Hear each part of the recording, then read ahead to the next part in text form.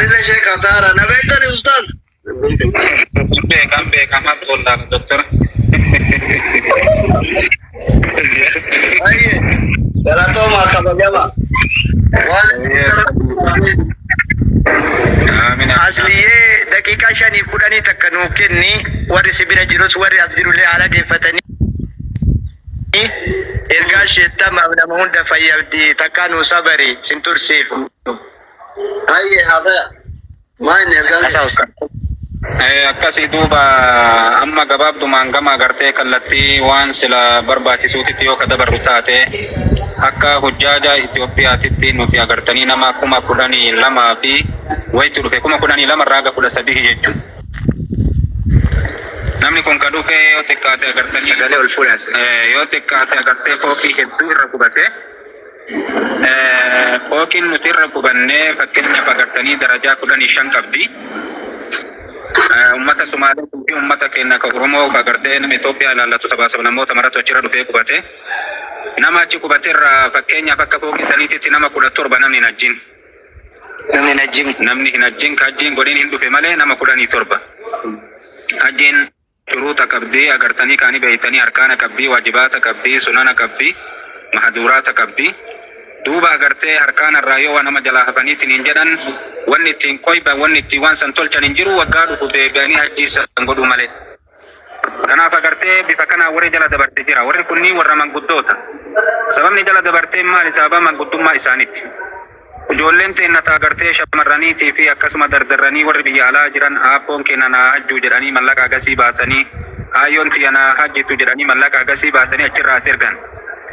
Namni yoo namni duukan deemne hajji jechuun agartee qabsoo gurguddoo waraanni agartee ka meeshaa waraanaa keessa hin jirre tokko jechuudha. Kanaafuu jihaada jajjabduu jechuudha. Kalolaa agartanii sila wannaan kun keessa caalurra jirtu jechuudha. Kana waan ta'eefi warroonni haadha abbaa keessan ergitanii biraa hafta warra humna hin qabne manguddoo ganna 90 wayii ammaan kana nama akkanaa kana agarra. Manguddoo ganna agartanii 80 olii ka ganna 70 olii bifoota adda addaatiin asitti ergitanii biraa haftan dogongora ta'uu agarree jirra ija keennan jechuudha. Amma wannan himaa jiru fooqii ani irra galu callarra bifa kanaan agartee gara fooqii 20 Itoophiyaan bakki isiin qubatte. Fooqii tokkorraa namni najjiin nama 17 yoo ta'e tilmaama kanaan nama meeqatu najjiin jecha namni Itoophiyaa callaan. Gaafa sana achirraa kaanii gizee mina deeman. Mina dhaqee wayitii jennu minaan dukkaanni wal fakkaata. Dukkaanni cufti wal fakkaatu ulaa tana baatee tana seenuu hin dandeettu nuu hin dandeenyu. Ani mataa kiyyaa lookeeshina irra kaadhee manatti deebi'e. Achii gabbaanan manguddoon agartee gara kana buutee namni tokko arguu hin danda'u. Harka qabattee mana fincaanii seensiftee yoo ati baaftee bakka hirribaatti hin deebisin beekanii deebi'uu hin danda'an. Achi badanii namni 17 kun gana agartee warri shurtaadhaa qabanii ijoollee baangaalii ta'a agartee ka of jalatti qataranii dalaysiisan tanaan wanna harkarratti hidhan akkanaa kana jira akka namni agartee yoo bade funduqa isaatitti ittiin deebisan. Kun amma agartanii funduqa isaatti hima. Ko agartee hoteela namtichi sun qubate. Asirraa laaltee warri poolisaa agartanii ka ijoollee sanii kenniteetii fuudhaa funduqa dachaasaa jedhanii funduqa dachaasan. Guyyaa sila arafaa dhaabbatan isaan funduqa oolan jechuudha. Agartanii rakkoo. Bifa kanaan namni 17 fooqii kennarraa osoo najjiin gale. Namni arafan dhaabatiin najjiin isaa eessa jirti? Lafti arafa guyyaa arafa deeman. Mina agartee halkan tokko dhayitee mina bultee ganama fuudhanii arafa ittiin dabran. Halkan namaan deemaa bulaa agartee otoobisiin akkasitti manguddoon karaa baddee akkasitti hafu. Akka kanaanii jira. Lammata agartee warri mina maayyuu agarteen bulin akka agartee informaationa hedduu kan ugawu agartee akka amma fudhatutti jirrutti. Arafa deemanii namni kan beeyne. Agartee wayitii achii baheetiin hin jedhe gara agartee kaabaa qaceem. Amma namni tokko waggaa dabre waan ta'e hin jedhan ijoolleen agartee warra rahime isaanii nu hime. Gaafa san uummanni gara agartee arafaa deemee inni mootuu beeytii dhaqee tawaafee namni tokkollee beeytii jira. Kophaa argatee irra deemee kaadha Hajarul Aswadii duraan namni itti wal fixu dhungataa oole. Galgala gizee galu achii gaafatanii ijoolleen jennaan akka har'aan hajjetti namni tokkollee wayii hajjee jedhe. Maal goote jennaan kophaa argatteem jedhe alama rabbi bakkeetti narraa hidheen beeku. Uummanni gara arafaa yaa inni achi oole. Wanni qullaa guyyaa san namni gara deeman qabdi wanni shartii qabdi. Akka kanaan osoo hajjiin dhaqin namni galu isaa qabu achi dhaqee galee hajjee balu jedhanii malee hajjiin isaan guutamiin kabilaa shamallee ni callaan isinirraa bahu jechuudha. Kanaaf asirratti dhaamsi guddaan an qabu warri agartee haadha abbaa keessan hajjisiiftan. Hajjisiisuun keessan akkaan gaarii. Yaaduun keessanillee akkaan gaarii.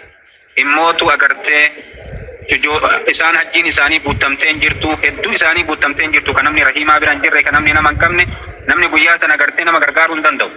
Ammallee namni hajju hedduun isaanii manguddoo, namni shabaabaan jiru.